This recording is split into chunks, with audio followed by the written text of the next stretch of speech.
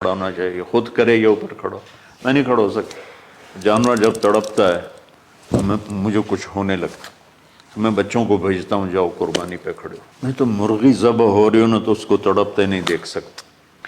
جیسے ابراہیم علیہ السلام کا تصور کر کے میری چیخیں نکل کہ انہوں نے جب ان کی کمر پہ گوڈا رکھا ہوگا یوں کر کے،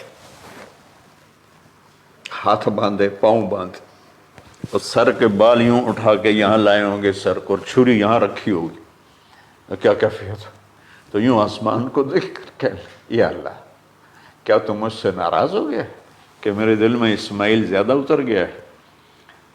یا اللہ ایسا کبھی نہیں ہے. یا اللہ یا میرا کوئی امتحان تو لے رہا ہے. یا اللہ تیرے اوپر سب کچھ قربان ہے. اور یوں چلائی اور اللہ تعالیٰ نے، چھری کی کیا حیثیت ہے، اس نے چلنے سے انکار کر دیا. پھر چلائی پھر چلائی.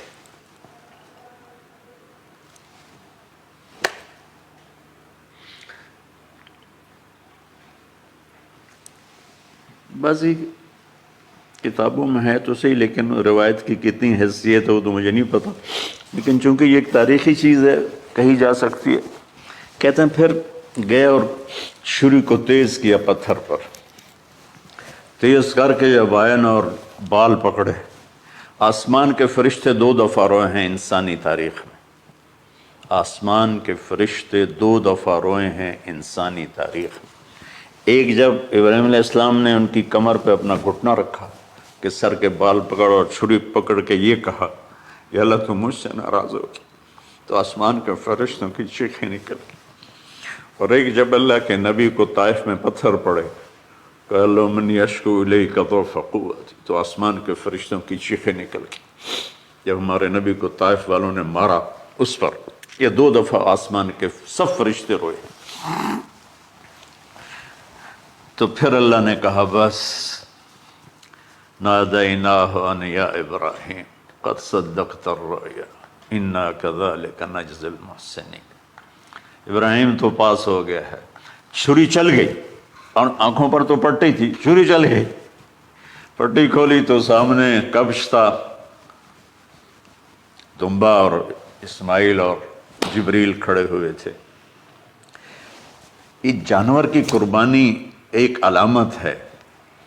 اس قربانی سے ایک پیغام ہے کہ اپنے غلط جذبات کو اللہ پر قربان کر دو. ہم سے اللہ نہیں کہہ رہا بچے قربان کرو، ہم سے کہہ رہا غلط جذبات قربان کرو.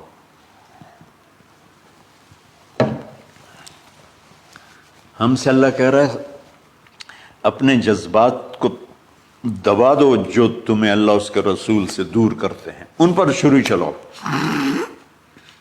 جو اللہ اس کا محبوب کہتا ہے ان کو کرنے کے لیے بھی اپنے جذبات پہ چھری چلاؤ.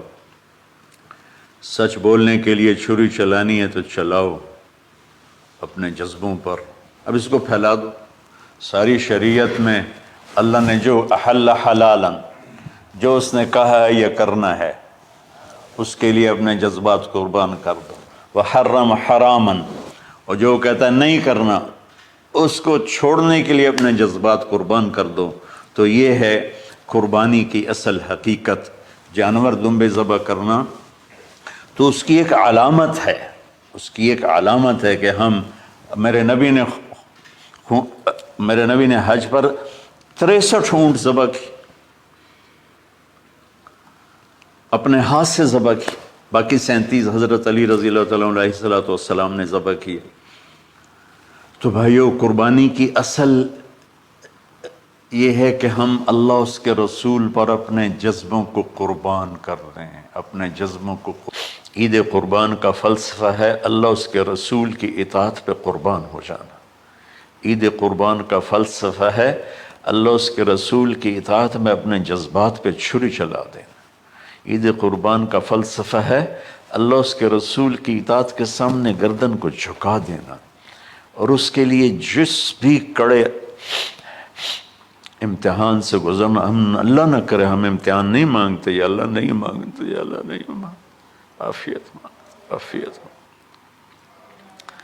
تو میرے بھائی بہنوں، ہم اللہ کی بارگاہ میں جھکے، ہم اللہ کی بارگاہ میں جھکے. اس کے رسول کی بارگاہ میں جھکے.